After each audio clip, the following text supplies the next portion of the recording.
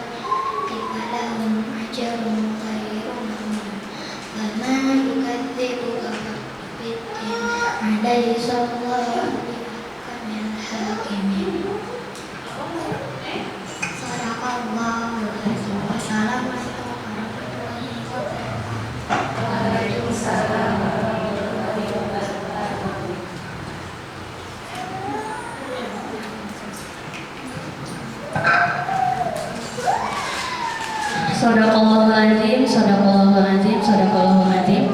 Terima kasih kepada saudari Hanun dan Alifah yang telah melantunkan ayat suci Al-Qurannya. Semoga diberi pahala untuk yang melantunkannya, khususnya umumnya untuk kita yang mendengarnya. Acara selanjutnya yaitu acara inti pemaparan tausiah yang akan disampaikan atau dipaparkan oleh Ustazah Susan Agustia. Kepadanya saya persilakan.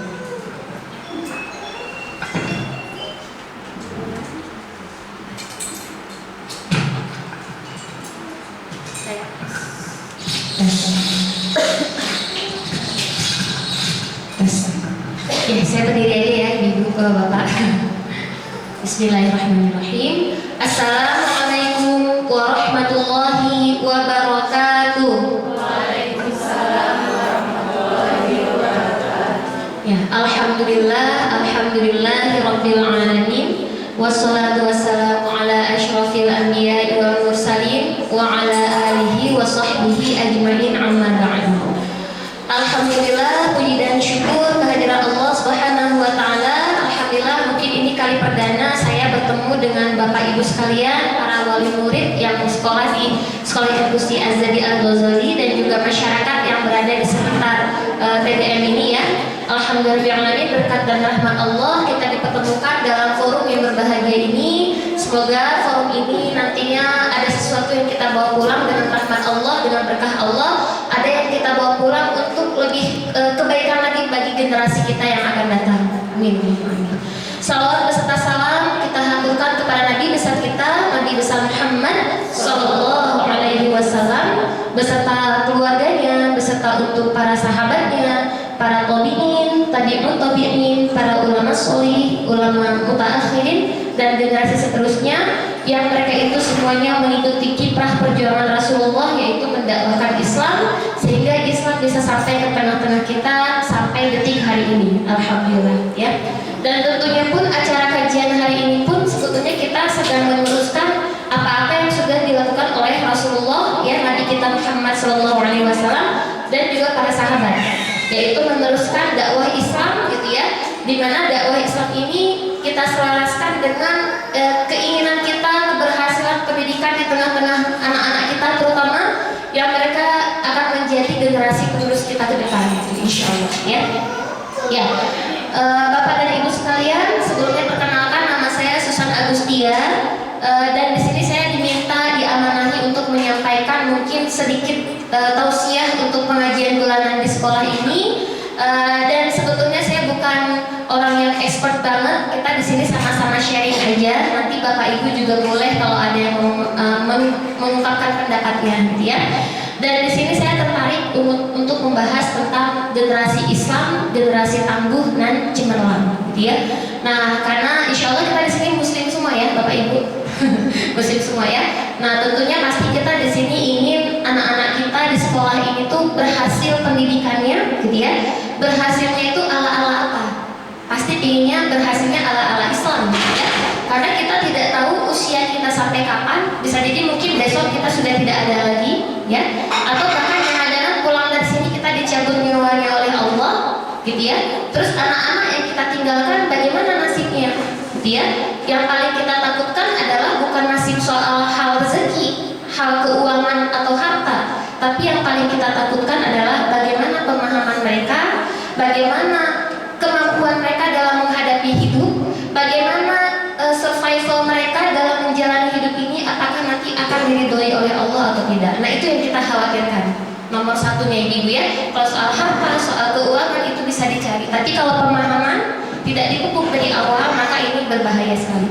Mari kita lihat dulu, ya, ada apa sih sebetulnya saat ini, ya, ketika para orang tua berlomba-lomba ingin memasukkan anak ke sekolah apapun yang dengan versi orang tua ini tuh terbaik, gitu ya. Pasti kita tuh ada rasa was-was di luar itu, ada rasa kekhawatiran, ya. Dan ini ternyata betul, kita wajib was-was, kita wajib khawatir. Kenapa? Silakan next deh. Kelihatan nggak ya Ibu? Nah, saya bacakan aja ya.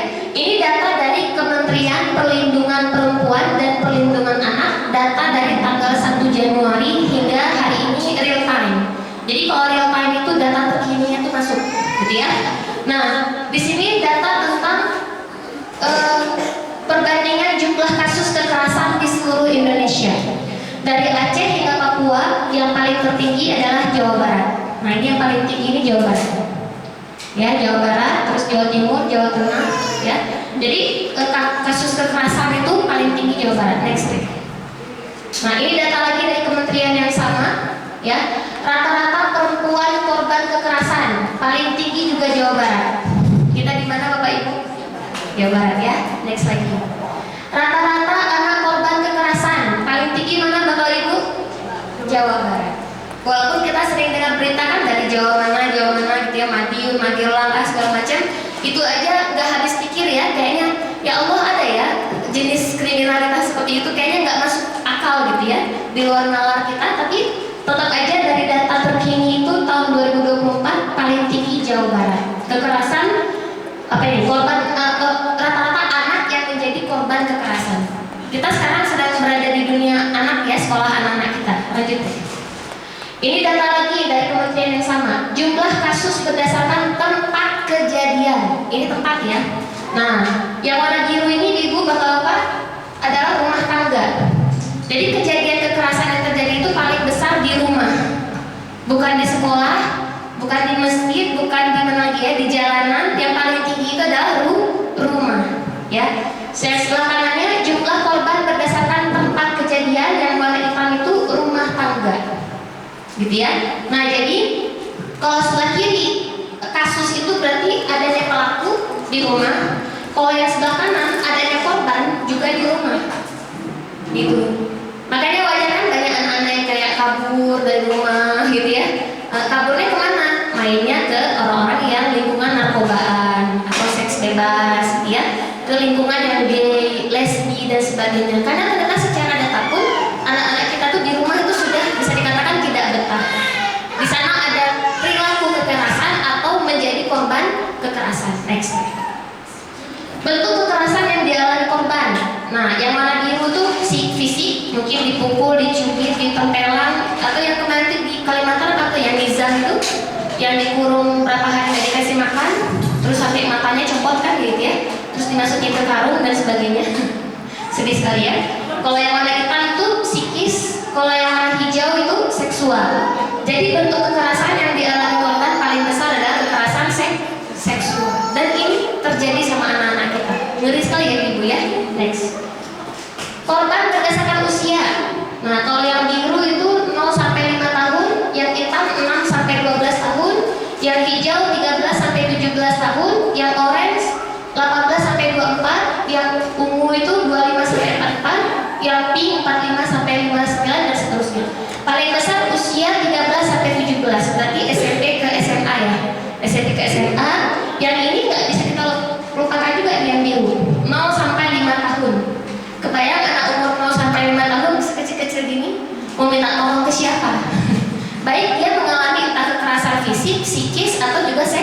seksual, dan yang paling banyak adalah seksual. Ibu-ibu, bapak-bapak lihat nggak video terbaru yang ibu-ibu, mohon maaf ya ini agak vulgar.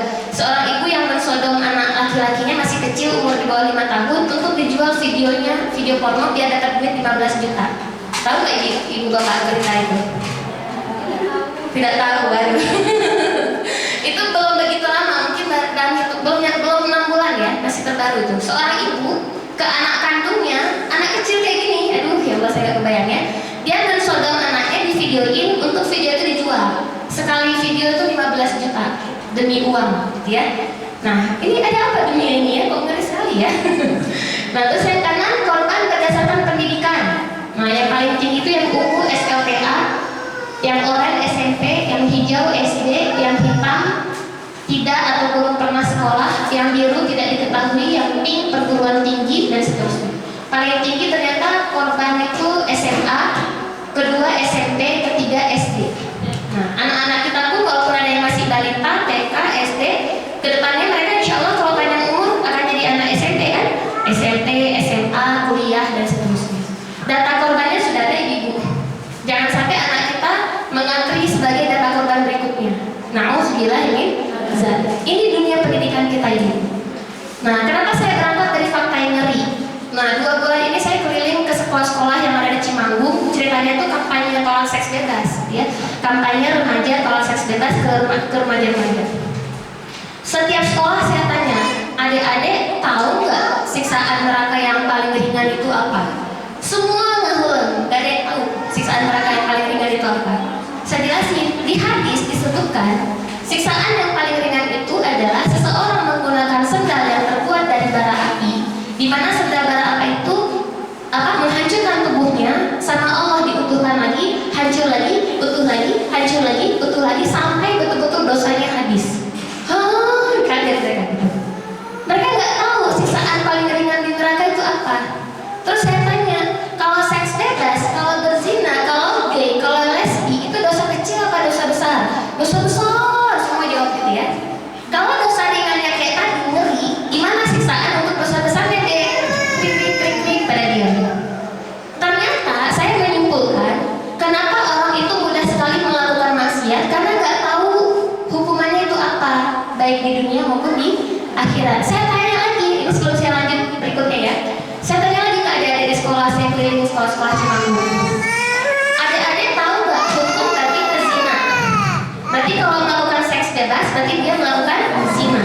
Apa hukumannya dalam Islam untuk di dunia? Kalau di akhirat, bukan di akhirat, di dunia dulu. Tahu nggak? Gak ada yang tahu dia, semuanya ya. Hukum bagi pezina itu adalah jilid dan rajam. Kalau jilid itu dicambuk 100 kali, itu untuk pezina yang belum menikah, disebutnya ghairu muhsan. Kalau pezinanya yang sudah menikah atau muhsan, itu dia dirajam hingga mati. Dirajam itu gimana dia? Ada yang tahu nggak? Nggak ada yang tahu juga.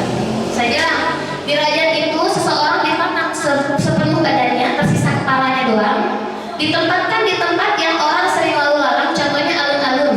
Misalkan kita alun-alun Cicalengka, alun-alun Tarakan Ucap, Pasar, itu kan orang lalu lalang tuh. Ditanam di situ di pinggir jalan, setiap orang beriman wajib lempar dia itu sampai mati. Itu kalau pezinanya yang sudah menikah, disebutnya muhsan. Gitu ya? Tapi mereka nggak tahu.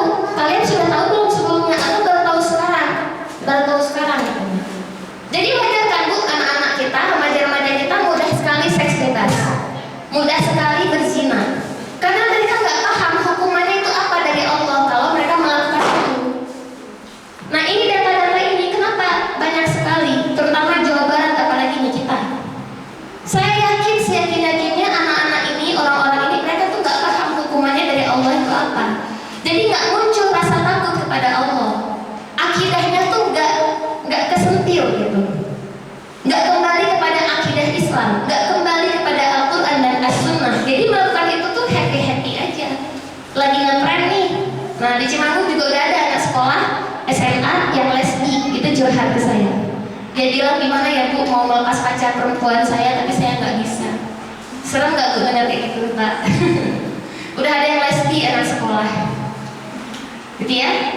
Anak kita nih calon-calon SMP SMA, kita antarin sekolah ke sana, bergabung sama gay, lesbi dan sebagainya. Saya tanya lagi, apa hukumannya untuk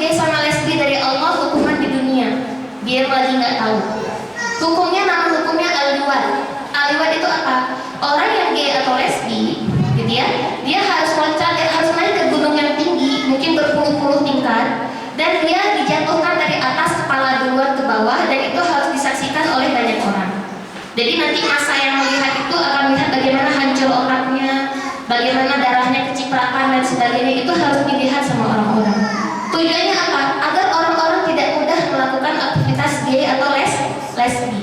Rajam atau jilid tadi pun harus dilihat oleh banyak orang di tempat yang hilir mudik orang.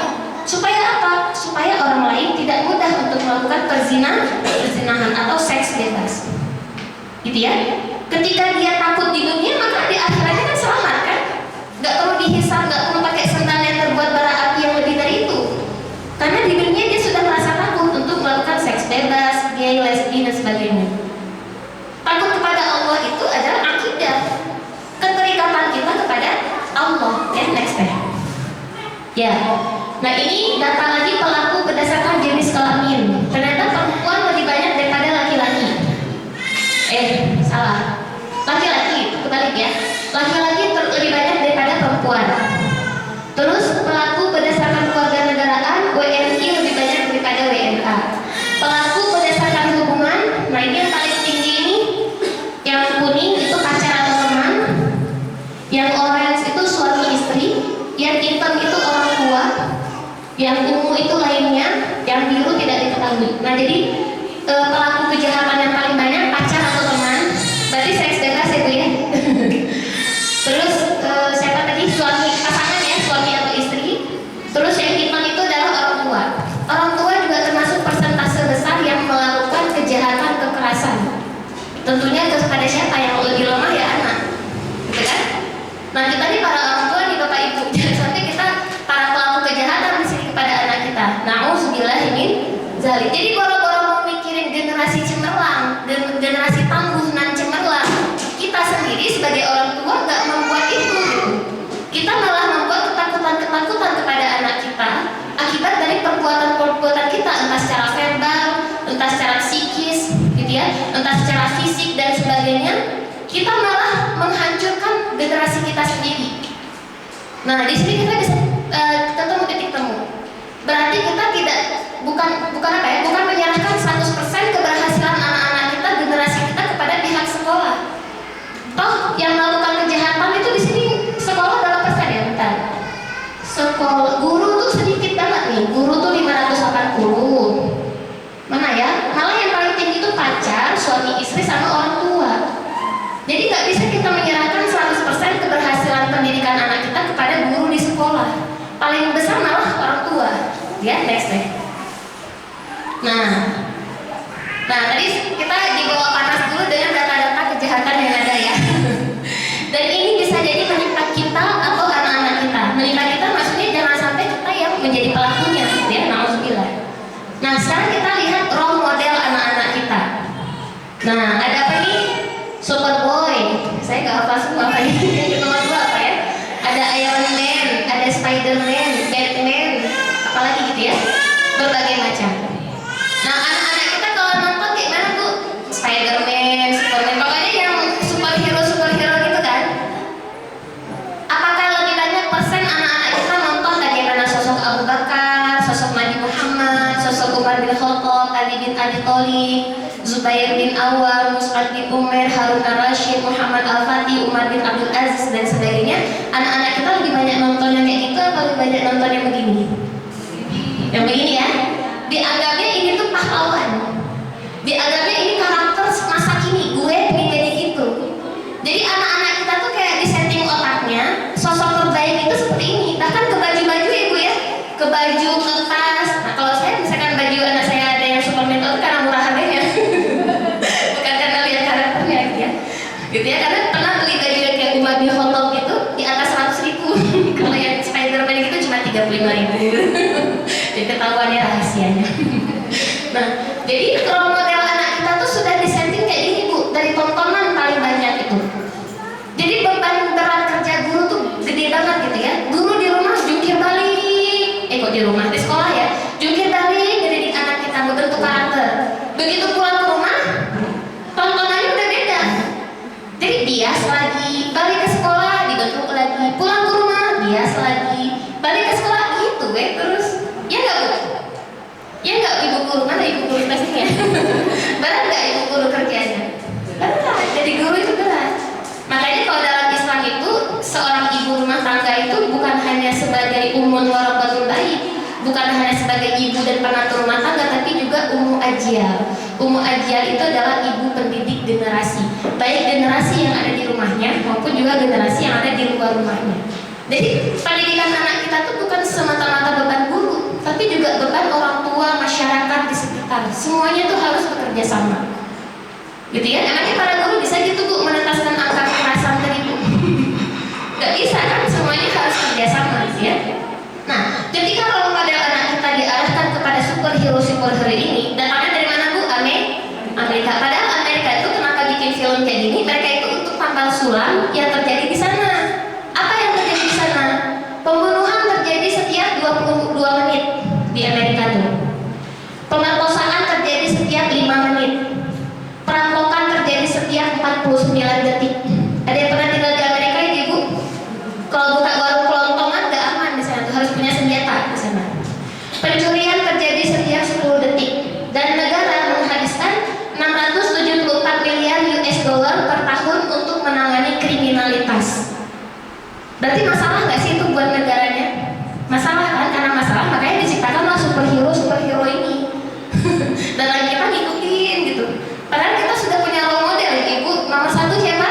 Nabi Muhammad Sallallahu Alaihi Wasallam. Udah punya kita tuh orang Islam, gitu ya, role modelnya. Terus sahabatnya juga kan, yang di Quran surat At-Taubah ayat 100 Allah menjamin para sahabat itu untuk masuk surga.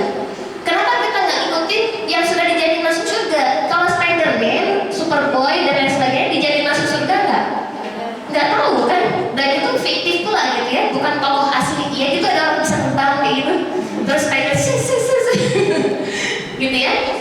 Sedangkan role model yang sudah jelas-jelas tampak dari sejarah Islam, ya, itu sudah dijamin masuk surga oleh Allah di At-Taubah ayat 100. Nanti Bapak Ibu pulang bisa cek ya, At-Taubah ayat 100 itu tentang para sahabat. Kenapa nggak ikutin para sahabat?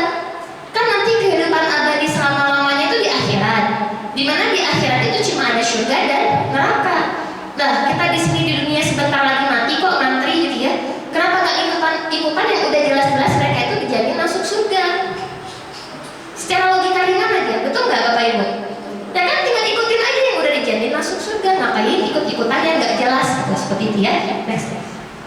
Nah, tontonan anak-anak kita lebih banyak ke TV atau handphone ya. Ternyata industri seks itu Amerika mendapatkan 103, ini kayak mana baca ya? Triliun apa miliar apa gimana? Kebanyakan maunya ya. 130 triliun per tahun. Jepang mendapatkan 452 triliun per tahun. Industri seks menghasilkan lebih besar daripada gabungan omset perusahaan IT dunia seperti Microsoft, Google, Amazon, eBay, Yahoo, Apple, Netflix, dan Earthlink. Ternyata gabungan yang IT di bawah itu masih kalah penghasilannya daripada industri seks. Jadi kalau anak-anak kita atau kita sendiri suka nonton seks, berarti pasarnya ada, betul? Kalau kita buka warung nih, kalau nggak ada yang beli, akhirnya kita malas tutup kan tokonya. Tapi kalau ada yang beli terus gimana? Ya kita buka kan toko atau warungnya. Sama industri seks ini terus-menerus akan laku keras karena ada pasarnya, ada yang menggunakannya. Bahkan melebihi pasarnya itu jauh besar daripada perusahaan IT, Microsoft dan lain-lain sebagainya. Next deh. Nah, ini Google itu banyak sekali seks dan pornonya, gitu ya. Gimana nih? Mau contoh, Google itu 5 terbesar angka di mana yang mengakses seks dan porno itu usia anak-anak di bawah 18 tahun. Top ter-5 di Google. Kemudian hanya 3%, gitu ya, yang terverifikasi orang dewasa yang mengakses seks dan porno di Google. Berarti sisanya berapa persen? Berarti sisanya anak-anak ya, 97% anak-anak di Google, 30% orang dewasa yang dia itu mengakses info seks dan porno. 97%-nya anak-anak di bawah 18 tahun. Ngeri nggak Bu? Pak? Serem nggak? Kalau orang dewasa kita misalkan agaklah kita berpikir positif. Oh mungkin orang dewasanya mungkin kebutuhan untuk suami istri lah. Iya gitu. Ya, ini anak-anak. Kalau anak-anak buat apa? Ya. Terus 35% dari seluruh internet itu yang di-download adalah pornografi. Dan 35% yang di-download orang-orang di seluruh dunia. Nah, terus apa lagi? 43% all internet users itu melihat materi-materi pornografi. Ya, 1 dari 3-nya adalah perempuan. Berarti misalkan ada 3, 2 laki-laki, 1 perempuan yang mengakses pornografi. Ini data ya Ibu ya, data dunia. Next lagi ya. Nah akhirnya kayak gini kan, aborsi. Ya, di seluruh dunia tercatat 46 juta aborsi per tahun. Berarti masalah seks ini masalah yang gimana ya? Kayaknya melebihi dari makan nasi gitu. Kebutuhan yang lebih dari makan gitu bagi anak-anak remaja kita, anak-anak sampai remaja kita. Berarti kebayang Bapak Ibu yang ada di otaknya itu, yang di pikirannya itu adalah seks, seks dan seks, porno, porno dan porno. Jadi kapan dia berpikir untuk menjadi pribadi orang yang pendidikannya itu berhasil, sekolahnya bagus, dia mendedikasikan diri untuk ilmu, dia pingin pinter, dia pingin dapat nilai bagus. Sedikit kayaknya anak yang kayak gitu.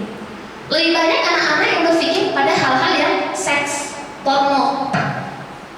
Jadi Bapak Ibu kebayang generasi setelah kita ini, kita sebentar lagi meninggal. Berarti anak-anak kita nanti generasi yang kayak gimana? Yang dalam pikirannya adalah seks dan porno. Kan ngeri banget ya Bapak Ibu ya. Next slide. Nah ini berbagai macam obat-obat terlarang. Ya, ada opiat, kanabis itu ganja, kokain, amfetamin. Saya baru tahu ada amfetamin. Nah ini ternyata Rusia, Amerika gitu ya, mereka itu luar biasa darurat narkoba. Next deh. Nah ini data-data tentang minum-minuman keras juga gitu ya. Semakin tahun semakin meningkat, bukannya semakin turun, bukan semakin naik. Next lagi deh. Nah ini yang pakai suntik-suntik gitu ya. Tahun 98 mukanya gini, 2002 udah kayak nenek-nenek. Ya. Sebetulnya kan intinya apa? Terjadi ketidaknormalan dalam hidup manusia saat ini. Ya, next. Lagi deh, lagi. Nah, ada si Sinchan nih. Sinchan nanya, mau peradaban yang kayak begini, ya? Cemerlangkah, kan sesuai dengan tema kita ya.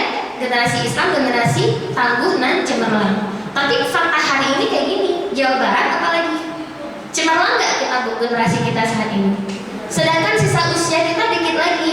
Coba mana yang masih muda di sini? Kayaknya udah pada tua deh. Ada yang masih muda, bapak masih muda kan? Kita di sini rata-rata udah pada tua, udah pada dekat rata-rata usia kematian, betul? Nggak mungkin semakin jauh, semakin dekat.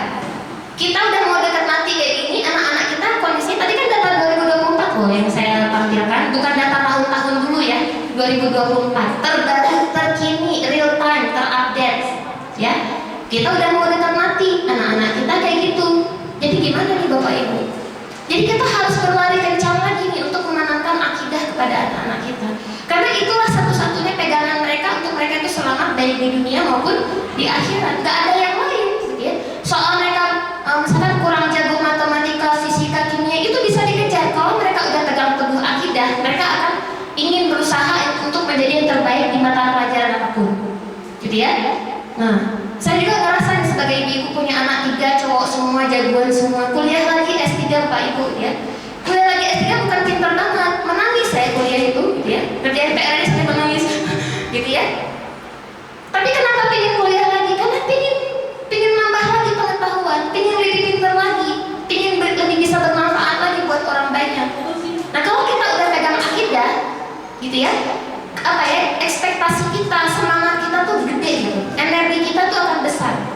Itulah yang dialami oleh kaum muslimin zaman dulu. Kenapa kecil-kecil udah jadi penemu, kecil-kecil udah jadi ilmuwan? Karena mereka sudah memegang teguh akidah Islam, yakin bahwa kalau mereka makin pintar, makin besar manfaatnya buat banyak umat, itu akan menjadi amal jariah bagi dia, dan itu akan menjadi poin plus nanti bagi dia di akhirat nanti ya. Next. Nah, ini yang harus dipahami ke anak-anak kita ya. Mungkin kalau untuk menurunkan ke RPP saya kurang paham, Bu Sri Ayu nih, ibu guru ya. Saya nggak paham RPP-RPP-an itu juga, kalau ngajar di sekolah nyerah disuruh RPP-an gitu ya. Nah, tapi konsep berpikirnya gini Bapak Ibu. Jadi kita itu harus pahamkan baik ke diri kita dan juga ke anak-anak kita bahwa kita ini berasal dari mana sih? Ada alam sebelum penciptaan, gitu ya. Kita itu diciptakan dulu alam sebelum dunia ya, maaf. Ada alam sebelum dunia, yaitu kita diciptakan oleh Allah. Banyak kok ayat-ayatnya di Al-Quran, termasuk di Quran surah Al-Mu'minun ya. Bagaimana dari segumpal darah, bla bla bla dan seterusnya. Nah, kita itu diciptakan oleh Allah sepaket dengan aturan. Itu di atas diciptakan, di bawah ada aturan. Jadi diciptakan oleh Allah di dunia ini nggak sia-sia, sepaket dengan aturan. Aturan itu kita gunakan di kehidupan di dunia. Kata Allah, "Wa ma khalaqtul jinna wal insa illa liya'budun." Dan tidaklah aku ciptakan jin dan manusia kecuali untuk menyembahku. Jadi versi kita ke anak kecil yang umur balita, bayi gitu ya, kita pahamkan bahwa kita itu diciptain sama Allah loh. Cuma bahasanya ya ibu-ibu lah yang jago ya. Saya nggak malah saya kenapa nganterin anak sekolah ke sini karena saya butuh ibu-ibu gitu ya. Bahasanya lebih diturunkan lagi gitu ya. Nah, kalau ke anak SD bahasanya naik, anak SMP naik lagi, SMA lebih naik lagi, anak kuliahan beda lagi bahasanya, gitu ya. Masing-masing ada RTP masing-masing ya ibu-ibu ya, guru ya. Anak TKA kayak gimana RTP-nya, TKB, SD, kelas 1 sampai kelas 3, 4 sampai 6 dan seterusnya. Yang intinya itu kita harus memahamkan kepada generasi kita, kepada anak-anak kita bahwa kita itu diciptakan oleh Allah dan diciptakan oleh Allah di dunia ini untuk beribadah. Misalkan kalau anak TKA kan misalkan kalau habis makan ada cuci piring sendiri kali ya, ada nggak sih? Nah, wah nanti ini cuci piringnya kan jadi bersih, jadi teratur, jadi nggak kotor, nggak ada kuman. Allah suka yang indah-indah, suka yang bersih-bersih. Jadi balik ke Allah lagi, sentuh Allah lagi, ada kata-kata Allah lagi, gitu ya, seperti itu. Atau misalkan kadang dia berbohong atau apa yang namanya anak kecil aja ya, nanti kita nggak pernah contohin berbohong. Jadi bahasa-bahasanya tuh kayak kita tuh membuat profil, gitu ya, profil ke dalam diri anak itu balik lagi kepada Islam. Balik lagi apa yang Allah suka, ya, apa yang Allah tidak suka. Terus balik lagi profilnya Nabi Muhammad, para sahabat, profil kaum muslimin yang jaya saat dulu. Ke situ Bapak Ibu semuanya, termasuk kita juga orang tua di rumah. Dan sebetulnya PR kita orang tua di rumah lebih besar daripada para guru. Karena tadi kan kejahatan-kejahatan lebih banyak di rumah daripada di sekolah. Dia, berarti harusnya persen kita itu memahamkan akidah kepada anak itu lebih besar orang tua daripada guru, seperti itu. Nah, dan nanti kita akan kembali ke alam setelah dunia, yaitu alam akhirat, dan di sana akan ada penghisaban. Nah, versi anak TK balita walaupun dia belum ada dosa ya, belum ada dosa, tapi kita pahamkan. Nah, makanya di Azhar ini bagus ya kalau ada anak yang usil bilang tidak nyaman, gitu ya Bu ya. Katakan tidak nyaman, seperti itu kan. Nah, itu kan sebetulnya sedang mengamar ma'rufi, menasihati temannya, walaupun kan baik yang musilin sama yang diusilin dua-duanya kan memang belum ada dosa, gitu ya, belum ada hisab dari Allah. Tapi kita bentuk karakternya. Sama anak SD, SMP, SMA, dia harus tahu mana yang tidak boleh, mana yang boleh. Tidak semuanya serba boleh, gitu ya. Dia harus paham mana yang Allah ridho, mana yang Allah tidak ridho. Mana nanti akan berdampak buruk bagi dia di akhirat, mana yang akan berdampak buruk bagi dia di berdampak baik bagi dia di akhirat. Next ya. Nah, jadi Islam itu bukan hanya sekedar ke anak-anak kita ataupun kita juga ya, cuma sholat saja, nutup aurat saja, puasa saja, zakat saja, bukan. Tapi Islam itu komprehensif, kafah, lengkap semuanya. Yang ini bahasa-bahasanya nanti bisa kita turunkan ke anak-anak kita sesuai dengan usianya, gitu ya. Misalkan contohnya gini, anak kita atau anak murid kita melakukan kecurangan, gitu ya, dalam berekonomi misalkan begitu ya. Misalkan dia bilang ke ibunya, ibu aku minta uang sekian, kata bu guru ada buat beli ini, padahal nggak ada. Dia bohong saya gitu kan. Nah kita kembalikan. Nah sebenarnya dalam Islam ada ekonomi kan, tidak boleh berbohong dalam hal keuangan misalnya gitu ya. Katanya bu guru jual apa ya buat kegiatan apa, padahal bu guru nggak ada jual kayak gitu. Nah dalam Islam nggak boleh jual beli dalam kebohongan dan lain-lain sebagainya dalam pendidikan.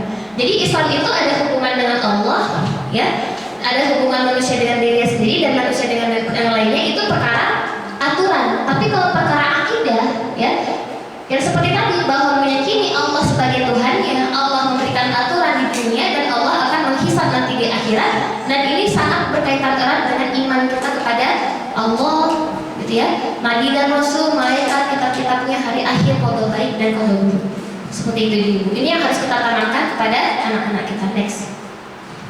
Ya, jadi kalau dalam pendidikan di dalam Islam itu sangat berkaitan erat antara individu si anaknya, di rumahnya yaitu orang tua menjadi teladan, di sekolah transfer karakter dan transfer pengetahuan, untuk masyarakatnya amar ma'ruf nahi mungkar. Nggak bisa kayak gini Bu, orang tua baik ngurus anak di rumah, ngasih pendidikannya bagus, konsepnya bagus, sekolah juga udah bagus konsepnya. Tapi pas anak kita main ke masyarakat, buyar lagi. Sering nggak Bu dapat kayak gitu? Sering. Ya, di sekolah udah bagus, di rumah udah bagus, anaknya mainnya sama orang-orang yang narkobaan, yang seks bebas, main ke apa tuh warnet, kan suka nonton porno ya di warnet itu. Coba aja deh, saya pernah dulu waktu nggak ada printer gitu ya, ceritanya mau ngeprint ke warnet gitu ya. Pas lihat ih banyak anak-anak kecil SD SMP dan tontonannya yang seksi-seksi gitu. Serem banget. Jadi bapak ibu kalau ada anak minta izin ke warnet itu kalau menurut saya jangan dibiarin. Kalau saya jemput, nggak mau saya biarkan anak saya ke warnet, bahaya sekali. Bahkan bisa jadi narkoba itu di situ. Awalnya nyoba-nyoba kan dikasih lama-lama jadi kecanduan. Na'udzubillah ya. Jadi masyarakat juga perlu ada amar ma'ruf nahi mungkar. Nah sebetulnya kajian-kajian kayak gini itu kan antara orang tua dengan sekolah kan kerjasama gitu ya. Tapi juga kita perlu mengamankan masyarakat gitu ya. Masyarakat minimal sekitar kita dulu yang dekat-dekat rumah kita gitu ya. Jadi jangan cuma kita pikirkan sekolah dan rumah, tapi sekeliling kita juga. Nah makanya kenapa sekarang makin banyak kasus di pesantren kan, yang pembunuhan, bullying dan sebagainya. Nah itu kan biasanya banyak sekali anak-anak yang sudah nakal gitu ya sebelum masuk ke pesantren, dimasukin ke pesantren, digabungin sama anak ada yang soleh-solehah, anak-anak yang kalem gitu ya. Jadi bercampur kan antara anak yang ya gitu ya butuh treatment khusus sama anak yang tadinya aman gitu. Anak yang aman ini sering sekali menjadi korban dari anak-anak yang butuh treatment khusus. Nah, berarti masalahnya itu apa? Lingkungan kan?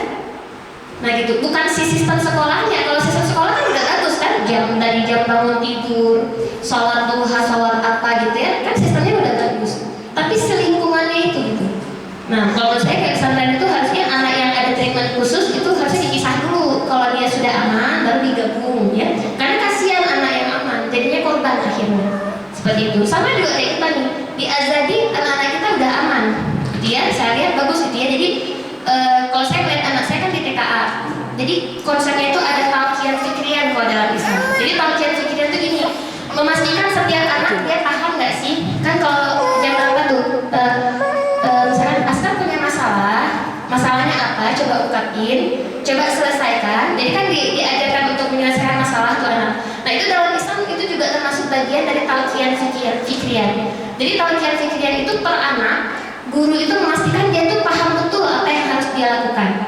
Kayak konsep anak hafalin Quran, selain klasikal rame-rame bersepuluh, berdua-puluh, berlima, kan ada sektor masing-masing tuh. Nah, walaupun misalkan kelas A hafalannya 20 surat, tapi dari 10 anak kelas A itu ada yang 3 orang nggak nyampe 20 surat hafalannya. Jadi masing-masing anak ada kemampuan masing-masing kan. Nah itulah dia talqiyan fikriyan si guru tadi gitu ya. Walaupun kelas itu targetnya 20 surat, tapi karena ada anak yang kemampuan yang di bawah nggak bisa dipaksain, ya nggak apa-apa semampu anak itu. Misalnya 3 orang tadi kan, oh si 3 anak ini memang kemampuannya segitu, kayak gitu kan. Jadi itu talqiyan fikriyan kayak gitu, memastikan individu per individu, anak per anak. Seperti itu. Nah, kalau menurut saya di azan itu sudah bagus ya ada talqiyan fikriyan. Jadi per anak itu dipastikan untuk menyelesaikan masalah, untuk bicara, untuk bilang ke temannya nggak nyaman, untuk lapor ke guru kalau temannya sudah dinasihati tapi nggak mendengarkan dan sebagainya. Itu adalah talqiyan fikriyan ya. Next step. Nah, jadi konsep pendidikan Islam itu berasal dari akidah Islam yang kokoh. Nanti belajarnya ada sahsiah Islam, yaitu kepribadian Islam, ada social responsibility. Kayak tadi kan punya masalah, ceritain masalahnya, ayo selesaikan. Nah, itu social responsibility juga. Kemudian ada falsafah Islam, kayak dia belajar hafalan, bahasa Arab gitu ya, atau dia ada belajar yang lainnya gitu ya. Kemudian sains dan teknologi. Nah, ini juga ada belajar teknologi. Kalau versi anak sekolah kan ya ada ini ya, ada level-levelnya. Ya, next deh. Nah, jadi fitrah anak itu sebetulnya adalah dia itu Islam, ya. Ini ada hadisnya. Setiap anak dilahirkan dalam keadaan fitrah, kedua orang tuanya lah yang menjadikan dirinya Yahudi, Nasrani atau Majusi. Ini hadis sahih dari Bukhari dan Muslim. Kemudian di Quran surat Ar-Rum ayat 30, hadapkanlah wajahmu dengan lurus pada agama Allah, tetaplah atas fitrah Allah yang telah menciptakan manusia menurut fitrah itu, tidak ada perubahan pada fitrah Allah, itulah agama yang lurus, namun kebanyakan manusia tidak mengetahui. Jadi semua anak di bumi ini yang lahir fitrahnya mereka itu adalah Islam, gitu ya. Jadi kalau misalkan pendidikannya nggak kita sesuaikan dengan Islam, berarti kita malah merusak fitrah itu. Contoh ringan aja kayak tadi, di sekolah udah diajarin yang bagus-bagus, pulang ke rumah tontonannya yang porno, berarti kan udah membuyarkan fitrah Islamnya. Sedangkan yang porno itu kan nggak ada dalam Islam itu, seperti itu ya. Atau tontonan-tontonan yang tidak baik itu dalam Islam tidak ada. Next. Ya, ini contoh sosok profil dalam Islam ya. Ada Ibnu Al-Haythami, karya-karyanya luar biasa, gitu ya. Tentang optik ya, mata, ya. Mas, ini ada yang berkacamata, ya. Kebayang kalau nggak ada ilmu optik kayak gimana, gitu ya. Ini tulisannya Arab gundul semua, saya juga nggak bisa baca, gitu ya. Tapi dengan ilmu yang luar biasa itu potensi dari mana Bapak Ibu? Dari akidah Islam. Dorongan dari karena dia sudah yakin Islam itu luar biasa datangnya dari pencipta manusia, jadi ingin lebih bermanfaat buat orang luas, gitu ya. Bahkan manfaatnya berabad-abad, ini sekitar abad ke-7. Kita abad berapa sekarang Bapak Ibu? 20? Ayo 21 ya, abad 21. Itu abad 7. Berarti manfaatnya sampai berabad-abad, betul Bapak Ibu? Ya, next book. Nah, ini Al-Bukasis atau Abu Qasim Az-Zahrawi. Ya, ini ilmu bedah. Nah, zaman dulu kan belum ada bedah. Kebayang Bapak Ibu kalau nggak ada ilmu bedah kayak mana ya, operasi dan sebagainya. Next. Ibnu Sina, nah ini ilmu kedokteran, dia memahami anatomi tubuh, gitu ya. Jadi kalau sakitnya paru-paru, nah yang diobatinya dekul, gitu kan. Yang diobatinya dia paru-paru, gitu ya, seperti itu. Nah itu ilmu anatomi tubuh, kedokteran dan sebagainya. Next. Nah, Abu Rayhan Al-Biruni, nah ini tentang astronomi ya, memahami astronomi. Akhirnya kan bisa perakiraan cuaca, tapi bukan ramalan ya. Bagaimana nasib Anda 2 tahun ke depan, bukan. Tapi lebih ke ramalan cuaca. Dengan ada ramalan cuaca itu kan bisa ke arah kebutuhannya tuh kayak penerbangan atau pelayaran. Oh kita jangan berlayar bulan ini lagi ombak besar sekali, bahaya, bla bla bla segala macam ya. Next book. Jabir Ibnu Hayyan, nah ini ya, ini apa ya ini ya? Gambarnya ya, kayaknya pertandingan ya. Next lagi Bu. Al-Khawarizmi, nah ini matematika ya, aljabar. Next lagi Bu. Nah dan masih banyak lagi. Ada Ibnu Al-Haytham, Bapak Ibu rata-rata punya handphone, ada kamera nggak handphonenya Bu? Nah itu ilmu dasarnya, ilmu kamera itu dari Ibnu Al-Haytham ini. Kalau di Malaysia malah ada perpustakaan khusus gitu yang kayak dia tuh memang betul mengangkat karya-karyanya ilmu Al-Haytham ini, Ibnu Al-Haytham gitu ya. Dan di mana memang ilmu kamera ini, nah ini kan ada video gitu ya. Kalau nggak ada ilmu dasar dari beliau, udah nggak tahu kita sekarang kayak gimana ya. Kalau para ilmuwan barat itu dia baru bermunculan abad ke-17. Kalau ilmuwan Islam dari abad ke-7 itu udah rame. Jadi abad 7 ke-17, 10 abad setelahnya Ibu ya, udah telat.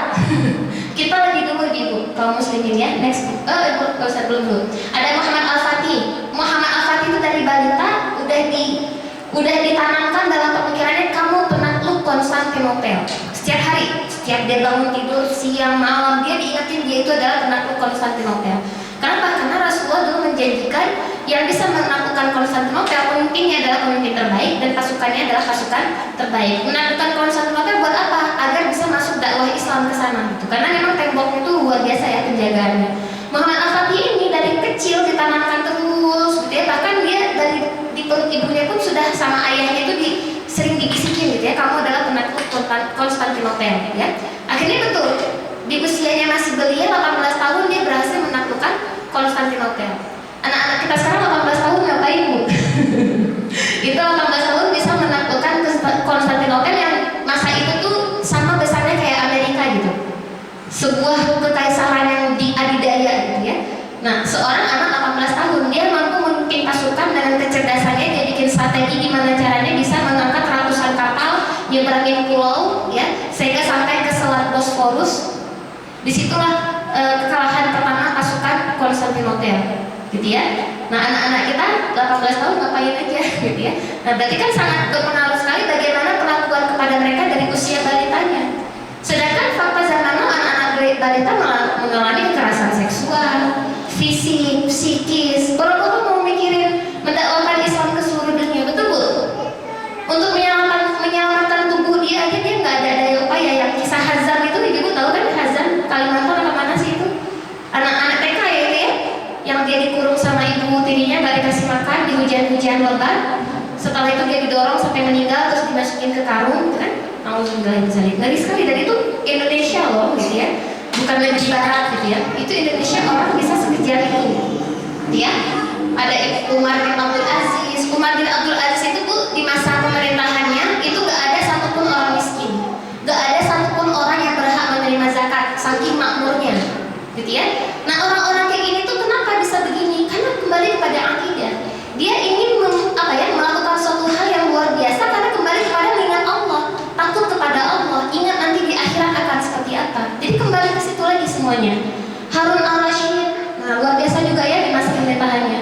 Salahuddin al-Ayyubi gitu ya, yang menyelamatkan Palestina juga. Abu Ubadah yang menyelamatkan Mesir zaman dulu ya, dan lain-lain, masih banyak lagi. Next book.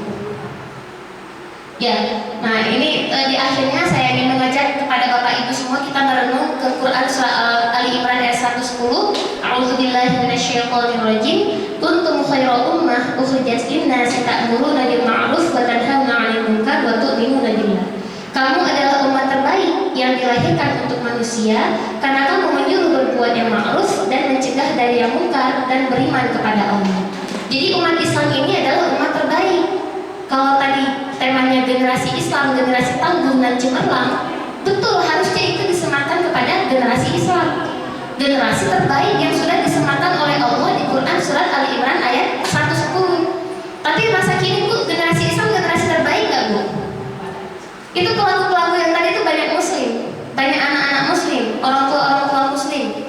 Berarti kita ini bukan generasi terbaik dong sekarang, betul nggak Bu?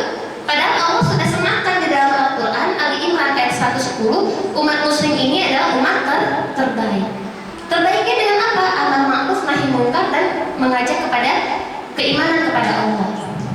Berarti kembali kepada akidah, memegang teguh akidah Islam, di mana dalam akidah itu tidak hanya kita yakin sama Allah aja, tapi kita juga yakin kepada aturannya, yakin harus menjalankan aturannya, dan kita yakin Allah akan menghisab kita, maka akan muncul rasa takut kita kepada Allah untuk tidak taat kepada Allah, gitu ya.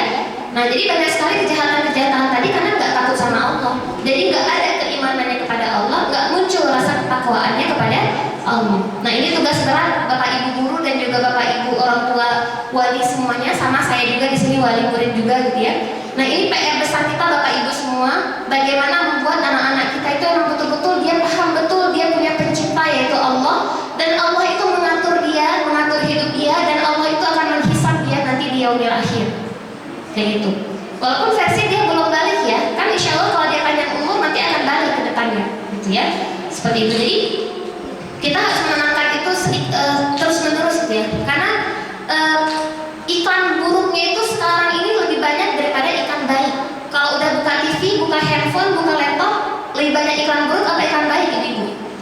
Iklan buruk, ya. Jadi kebayang kalau kita nggak terus ngulang-ngulang gitu ya. Makanya jangan heran Bapak Ibu kalau misalnya, kok anak saya udah saya ajarkan buang sampah ke tong sampah, tapi kok nggak paham-paham sih? Padahal udah beribu-ribu kali udah berbuih-buih gitu. Kok nggak paham-paham sih? Ternyata itu kan iklan baik ya. Nah, buang sampah tuh gini. Terus sehari kayaknya 100 kali ya sehari ya. Kalau sebulan berarti berapa ratus kali, berapa ribu kali gitu ya. Tapi tetap nggak paham anak kita. Kenapa? Karena iklan buruknya lebih besar daripada iklan baik yang dari kita. Jadi jangan menyerah Bapak Ibu guru dan juga Bapak Ibu wali murid gitu ya. Jangan nyerah. Terus udah berbuih-buih pun mau pingsan ngomongnya gitu ya. Berbahaya kalau mau pingsan. Udah sampai mau pingsan pun gitu ya. Tetap harus kita berikan iklan positif, hal-hal yang baik, ajarkan yang baik. Walaupun kita gemes gitu ya, udah sampai dibunuh. Ini anak nggak paham-paham ya Allah gitu ya. Gemes ya. Kita jangan sampai kalah dengan gempuran di luar sana yang anak-anak kita tuh terus digempur dengan hal-hal buruk. Harus kita yang nomor satunya. Anak-anak kita tuh berarti kalau role model nyata dalam kehidupan sekarang harusnya kita ya, yang ada di depan mata dia gitu ya. Dia lihat orang tuanya, bagaimana orang tuanya taat kepada Allah, tidak meninggalkan sholat, ya, menutup aurat dengan baik, menjaga pergaulan. Kalau ibunya menjadi istri yang baik, menjadi ibu yang baik. Kalau bapaknya menjadi ayah yang baik, kepala rumah tangga yang baik. Gurunya yang dia lihat adalah guru-guru yang soleh-solehah. Kita ini role model bagi anak-anak kita, harusnya, ya. Berarti baik diri kita yang harus memegang teguh akidah Islam tadi, anak-anak juga sama Bu. Gak bisa kita menuntut anak kita, ayo nanti Allah marah, tapi kitanya, misalnya ya contoh paling gampang yang paling susah, Kita bilang ke anak kita pacaran itu nggak boleh, diharamkan oleh Allah. Itu membuka pintu zina. Wala taqrabuz zina, keluar dari ya. Tapi orang tuanya pacaran. Memangnya angka perselingkuhan sedikit gitu? Banyak ibu, angka perselingkuhan, angka perzinahan yang orang dewasa yang udah menikah di tengah-tengah kita banyak. Jawa Barat termasuk besar juga gitu ya. Jadi nggak bisa kita ngomong ke anak, ayo nak sholat, tapi kitanya nggak sholat. Ayo nak tutup aurat. Saya sering dulu kalau lewat daerah ITB sana gitu kan ada sekolah-sekolah Islam anak ya. Ibunya pakai tank top, ya, pakai mobil mewah, pakai tank top, anterin anaknya pakai kerudung, gitu kan? Itu nggak bisa berhasil kalau pendidikan kayak gitu, gitu ya. Jadi orang tua harus mencontohkan, guru juga harus mencontohkan. Kalau orang tua adalah orang tua mereka di rumah, kalau guru adalah orang tua mereka di sekolah, gitu ya. Sama-sama kita kerjasama gitu ya, bapak ibu guru, bapak ibu wali murid semuanya. Kalau dengan wali murid yang lain berarti lingkungan, kerjasama lingkungan gitu ya, seperti itu. Mudah-mudahan semoga kerjasama kita ini diridhoi oleh Allah, diberkahi oleh Allah, dan kita di sini bareng-bareng menuju ke surganya Allah ya bapak ibu ya. Amin, Allahumma amin. Mau bapak ibu? Mau ya? Ya terakhir saya tutup dengan Quran surah At-Tahrim ayat 6 ya bapak ibu ya. A'udzubillahi minasyaitonir rajim. Bismillahirrahmanirrahim. Ya ayyuhalladzina amanu qu anfusakum wa ahlikum nara.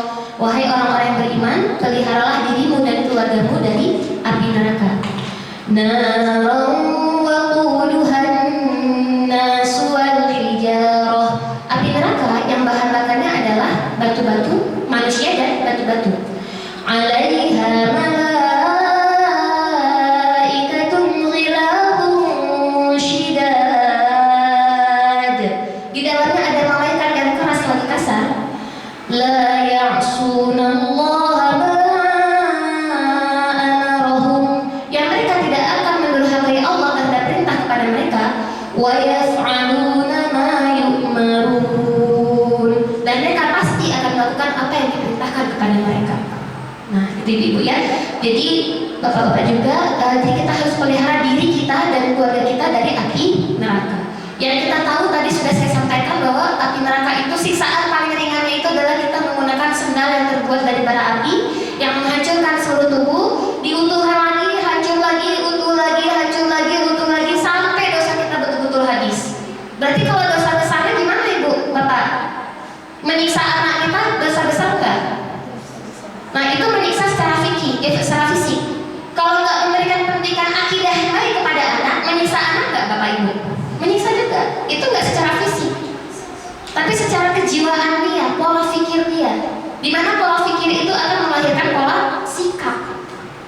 Jadi kita kewajiban ke anak bukan cuma kasih makan, antar sekolah, kasih pakaian, tempat tidur, kamar dan sebagainya, tapi juga akidah itu, asupan jiwa itu juga wajib kita berikan. Kalau kita nggak berikan, nanti kita menyiksa anak kita.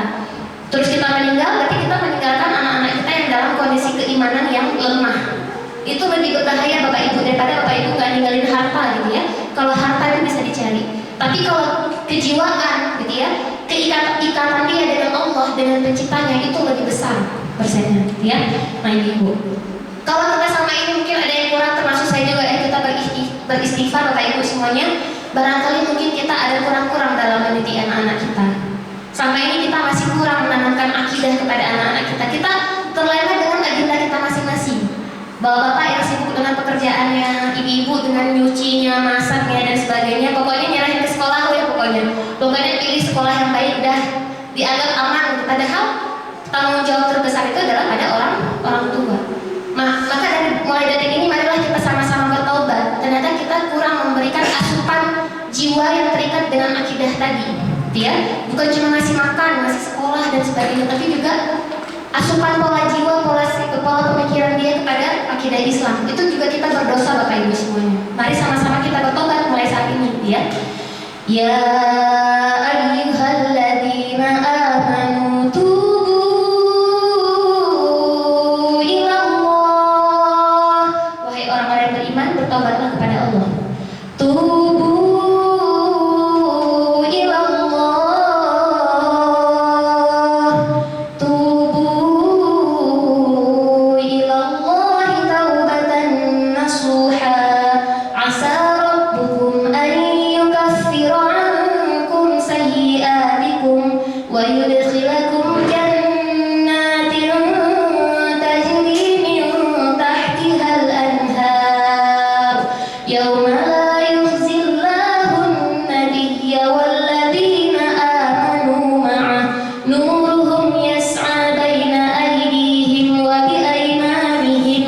يقولون ربنا أتمم لنا نورنا. Ya Allah, sempurnakanlah cahayamu untuk kami. Rabbana atmim lana nurana.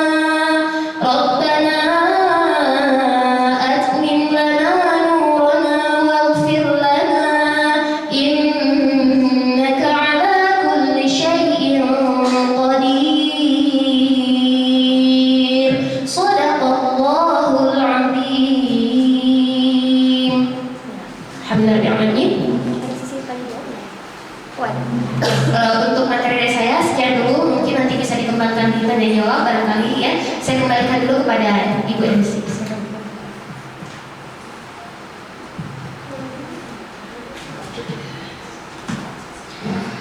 Baik, terima kasih Ustazah Susan yang sudah memaparkan materinya. Selanjutnya sesi tanya jawab. Barangkali ibu bapak ada yang mau ditanyakan atau didiskusikan, boleh silakan.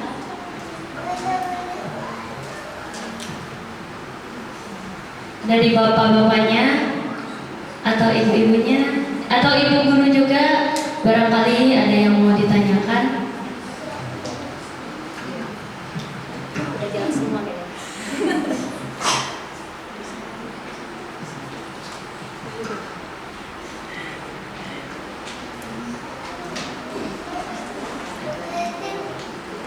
Kalau tidak ada yang ada, boleh berdiri.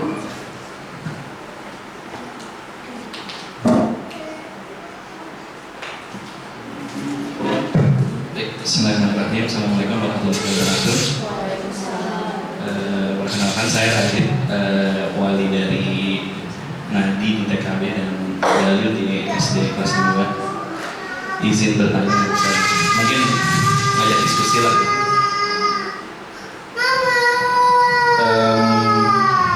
Memang itu kalau melihat tadi kenyataannya, data-data dan segala macam, rasanya ini banget ya. Ini ada harapan gitu. Rasanya suka bertanya, ini ada harapan nggak buat generasi muda, ya generasi anak kita untuk zaman kedepannya, yang mungkin itu harus kita jawab bareng-bareng gitu. Saya sih pribadi ya merasa mungkin kadang kita ngerti ini kayaknya rumit banget gitu ya, rumit banget. Dan apakah yang kita lakukan itu harganya mahal lah gitu. Kita mesti melakukan banyak hal gitu, jadi orang itu kayak rumit banget gitu. Udah mah harus ngedidik, harus paham juga sebelum ngedidik gitu kan, harus harus ngadain ya secara mungkin zaman sekarang jadinya problem materi gitu dan segala macam harus ada di provide semua lah gitu. Ini seakan-akan rumit gitu. Jadi ya ini tantangan buat kita semua dan ya saya pikir satu hal yang mungkin ini agak penting di pangkalnya. Kalau mungkin tadi kan Ibu Ustazah cerita tentang gimana cerita ke anak-anak SMA ya, SMA berarti mencoba ngedorong mereka tuh memahami tentang aturan gitu ya, aturan ya ini tuh ada hukumnya loh, ada hukumannya gitu untuk ini dan itu. Tapi mungkin kan hal itu kalau misalnya kita terapkan ke anak yang masih kecil, maksud saya kayaknya kurang cocok untuk menanamkan. Saya bisa pakai istilahnya why-nya. Kenapa mereka harus memahami tentang, maksudnya kenapa mereka akhirnya harus melakukan kebaikan dan keburukan, dan memahami why kita harus mengimani Allahnya, ya kan? Nah mungkin ini mau diskusi aja gimana sih, mungkin ada entah itu dari Ustazah atau dari pihak sekolah gitu tentang gambaran kita sebagai orang tua, gimana kita bisa menanamkan why ini kepada anak tentang keimanan, why kita harus beriman gitu dengan cara yang mungkin lebih smooth gitu ya, lebih lembut, lebih menyenangkan untuk anak-anak, karena mungkin hal itu lebih masuk ke anak-anak. Kalau anak-anak dewasa kan udah ngerti ya tentang hukuman segala macam gitu, tapi kalau untuk anak-anak yang lebih muda kan mungkin lebih ngertinya hal-hal yang menyenangkan lah gitu. Gimana ya cara menanamkan si why itu, jadi biar kita sebagai orang tua, saya pikir itu yang pangkal soalnya, dibanding kita nyuruh anak untuk sholat, tapi lebih baik kita menanamkan kenapa anak ini harus sholat gitu, dibanding mereka dikasih tahu ini dosa, itu dosa, tapi kenapa kita harus melakukan kebaikan gitu. Nah, cuman kan kadang kita nih suka sulit kita kenapanya, menanam kenapanya tuh gimana? Ya itu sih mungkin buat jadi bahan diskusi dan bertanya juga yang sudah dilakukan seperti apa. Terima kasih. Assalamualaikum.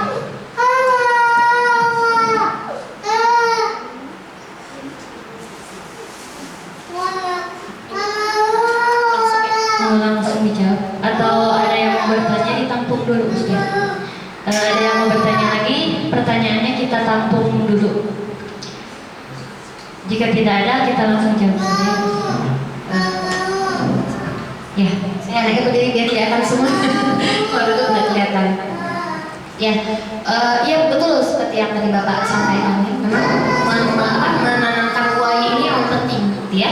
Makanya tadi kalau akidah itu kan harus tahu tiga simpul pertanyaan besar. Kita ingin berasal dari mana, hidup di dunia untuk apa, dan nanti di akhirat, nanti kita akan kembali ke alam akhirat, di mana akhirat itu adalah kehidupan selama-lamanya, ya. Nah, sebelum ke bahasa lebih ringannya, mari kita lihat bagaimana sejarah Nabi kita Nabi besar Muhammad SAW, ya. Ketika beliau mendakwakan Islam itu senantiasa menyandingkan antara waqi'ul badil sama waqi'ul fasad. Jadi kalau waqi'ul badil itu fakta pembanding yang baik-baiknya, sama waqi'ul fasad fakta yang rusak-rusaknya. Nah, kalau zaman now kita lihat, gitu ya. Nah, misalkan kayak tadi data yang sudah saya sampaikan tadi kan kejahatan dan luar biasa, ini belum turun ke bahasa anak kecil ya Kak ya.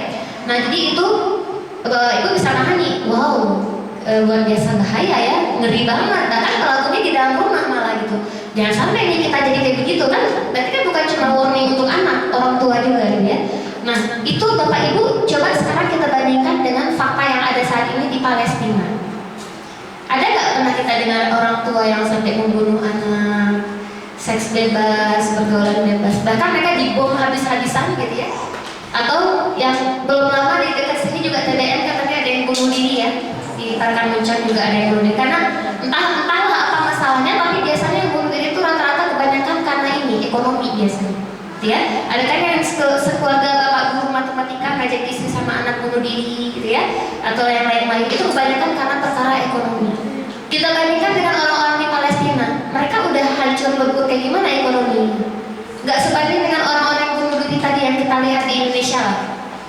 Kesulitan mereka tuh gak sebanding dengan yang di Palestina. Tapi belum pernah kita dengar berita di Palestina tuh kok bunuh diri tuh belum ada. Ada nggak? Ibu ada nggak datang bunuh diri di Palestina? Belum ada ya? Walaupun mereka udah puntung-puntung, udah ada yang anak kecil tuh yang ini udah penyam di kepalanya itu karena selalu dipukulin ya sama tentara Israel itu. Tapi nggak ada gitu ceritanya mau bunuh diri itu, nggak ada. Nggak ada tuh ceritanya tuh seks bebas apa gitu, nggak pernah kita dengar. Nah, ini fakta yang terkini yang kita lihat, yang tadi kita Indonesia 2024, yang tadi Palestina 2024 juga saat ini, bahkan dari Oktober 2023 ya sampai sekarang ini, ya. Berarti ini di zaman yang sama, ya, di masa modern yang sama, kok ada dua sisi yang berbeda ya. Nah, berarti memang orang-orang Palestina penanaman akidahnya bagus banget. Senantiasa selalu apa yang dilakukan itu ke anak-anak itu disampaikan, kita berbuat itu untuk Allah, gitu ya. Kita berbuat itu untuk Allah. Mungkin mereka entahlah kehidupan anak-anak sana sering nonton kayak anak-anak kita nggak sih, gitu ya. Nah, kalau versi anak-anak kita memang rata-rata di Indonesia kan menonton ya, anak saya juga nonton, gitu ya. Memang kita harus menyediakan waktu Bapak Ibu untuk anak kita. Memang versinya nggak apa-apa nonton, karena anak sekarang memang visual, gitu ya. Visual anak-anak sekarang tuh. Tonton misalkan fakta kayak tadi anak-anak, misalkan anak kita SD misalnya, tontonlah Bapak Ibu harus cari materi tontonan anak-anak SD di Amerika tuh kayak gimana, di Puerto Rico, di Kanada, Brazil, yang mereka tuh kecil-kecil udah jadi bandar narkoba gitu ya. Nah, Dek, apakah kehidupan seperti ini yang adik mau, ini anak SD, dia udah bisa kita ajak pikir.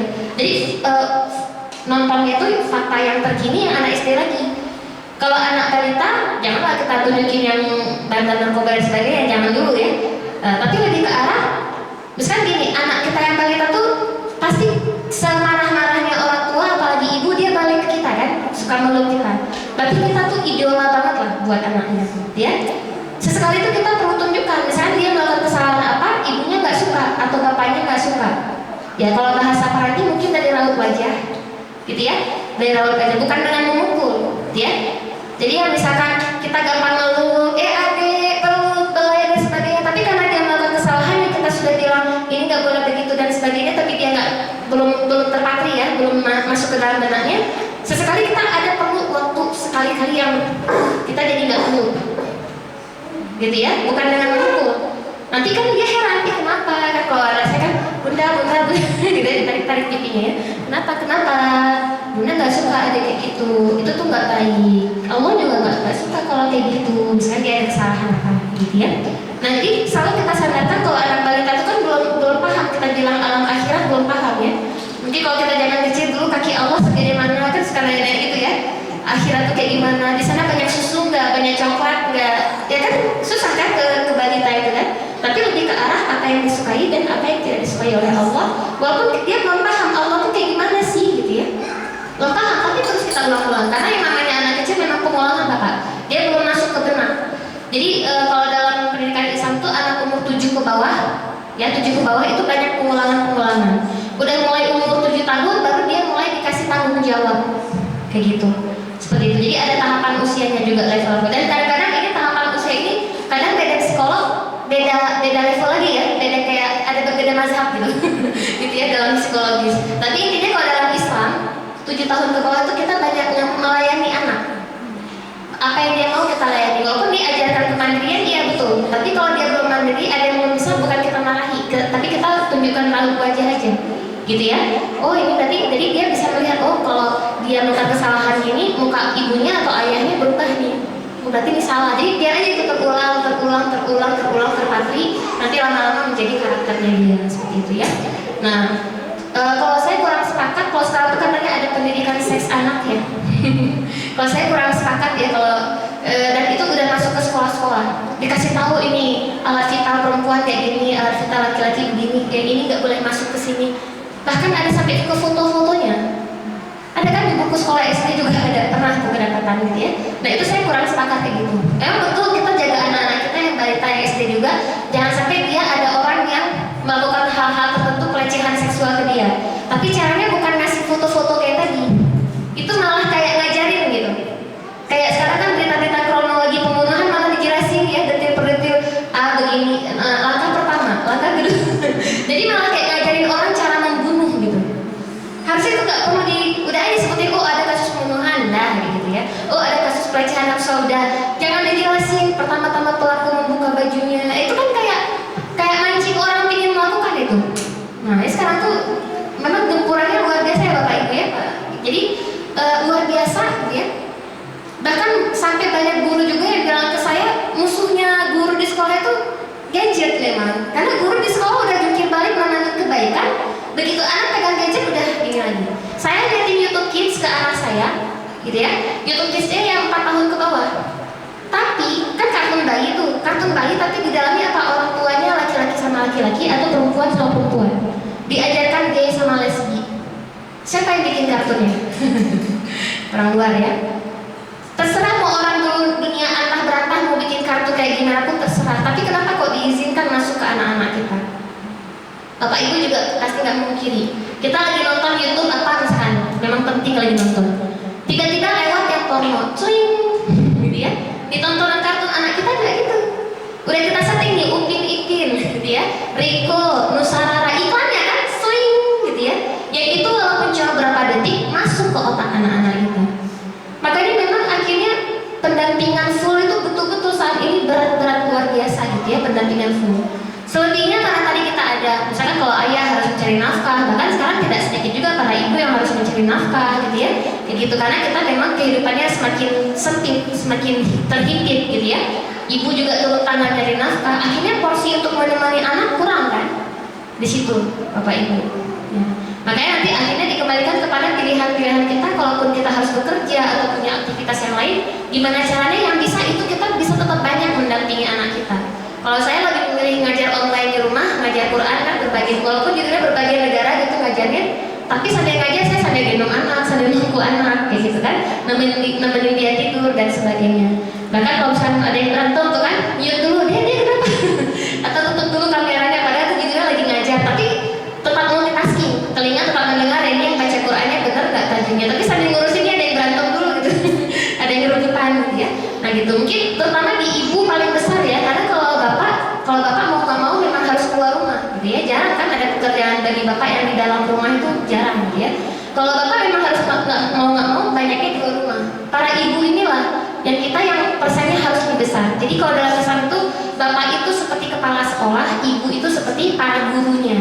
Nah, jadi bapak yang punya decision maker, bu ke anak ngajarinnya nggak boleh ini, tapi bolehnya ini. Nah itu bapak tuh yang memutuskan apa yang boleh diberikan kepada anak. Ibu ya yang menjalankan secara teknisnya. Dan antara bapak sama ibu harus sama komitmennya gitu ya, visi misinya itu harus sama, dikembalikan kepada akidah Islam lagi gitu ya. Misalkan nih anak kita ikut olahraga apa, olahraganya renang pakai bikini gitu ya, bapak ibunya mengizinkan ya. Kalau bikininya di kolam renang sendirian khusus nggak ada yang lihat, cuma betul-betul sendirian ya silakan aja ya, jadi kayak kamar mandi gitu ya. Tapi ini rame-rame walaupun sesama perempuan misalnya, tetap aja kan sesama perempuan ada auratnya. Sesama perempuan melihat paha itu nggak boleh, ada auratnya. Jadi walaupun sesama perempuan nggak boleh pakai bikini bareng kayak gitu ya, nggak boleh. Jadi kalau kita kembalikan kepada akidah, bapak dan ibu itu sama, satu visi misi. Barang-barang ayah ibu itu bersama anak, gimana caranya kita biar berhasil pendidikan ke anak. Antara ayah ibu dengan anak pasti pengen lah bareng-bareng masuk surga ya kan, betul kan?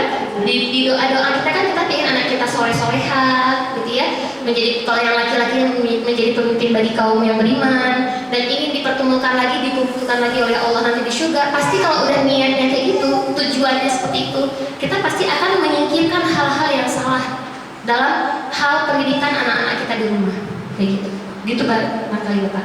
Nah dan kadang versi bahasa mungkin di anak bapak cara bahasanya beda karakternya dengan di anak saya. Nah itu biasanya orang tua yang paling paham, terutama ibu yang lebih sensitif. Yang lebih sensitif itu biasanya ibu. Misalkan saya bilang kalimatnya gini ya, ke anak saya aku, tapi ke anak ibu belum tentu. Atau kalau di anak ibu kalimat begitu aku, tapi di anak saya belum tentu. Nah jadi masing-masing keluarga itu ada karakteristiknya, ya kayak gitu. Nah tapi dalam Islam yang sudah jelas adalah tidak mengajarkan kekerasan, ya tidak mengajarkan kekerasan. Jadi kalau anak salah main rotan, main tinju, tonjok dan sebagainya, enggak seperti itu ya. Bahkan dulu di masa Khalifah siapa gitu dalam Islam itu, Khalifah Umar bin Khattab itu pernah memecat seorang wali, ya. Gara-gara wali itu dia kasar kepada anak kecil, langsung saat detik itu juga dipecat sama Umar bin Khattab, kayak gitu. Nah jadi dalam Islam tidak mengajarkan mendidik anak itu dengan keras, tapi tegas. Tegas itu maksudnya kalau nggak boleh ya nggak boleh, kalau boleh ya boleh, itu kan tegas namanya. Tapi kalau keras kan cepat. Nggak, dalam Islam tidak ada seperti itu gitu ya, kayak gitu. Bahkan menakut-nakuti yang tidak baik juga dalam Islam tidak ada. Tapi kalau menakut-nakuti, sekarang kayak dia udah SD ya, udah lebih berpikir gitu anaknya, menakut-nakuti lebih ke arah nanti Allah nggak ridho, ini nggak bisa masuk surga nih kalau kayak gini nih, kalau kita suka berbohong misalkan ya, atau apa. Nah itu nggak apa-apa bahasa kayak gitu, tapi kan ancaman tapi ringan gitu bahasanya. Gitu ya Bapak ya. Jadi disesuaikan dengan anak kita masing-masing, dan biasanya gaya Bapak Ibu tuh suka beda dengan gaya Bapak Ibu yang lain. Itu gayanya masing-masing kita turunkan. Nah kalau ibu guru mungkin RPP ya, nah saya nggak bisa kalau ngomong RPP, saya nggak bisa, nggak ngerti ya. Begitu ya Bapak Ibu semuanya. Semoga nggak puas nanti datang-datang lagi kajian gitu ya. Insya Allah nanti kan kedepannya ada lagi pembicara berikutnya. Semoga tidak puas, nanti datang lagi Pak. Ya mungkin begitu untuk jawabannya.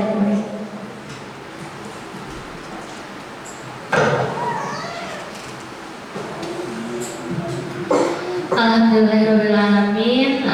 Terima kasih Ustazah sudah tadi menjawab mungkin pertanyaan dari Bapak. Mudah-mudahan tadi kata Ustazah bapaknya tidak puas ya, mencari lagi lebih dalam. Ada yang mau bertanya lagi barangkali Ibu Bapak? Atau mau menambahkan?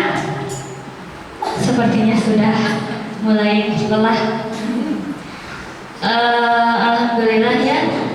Tadi kita sudah mendengarkan paparan materi mengenai generasi Islam, generasi tangguh dan cemerlang.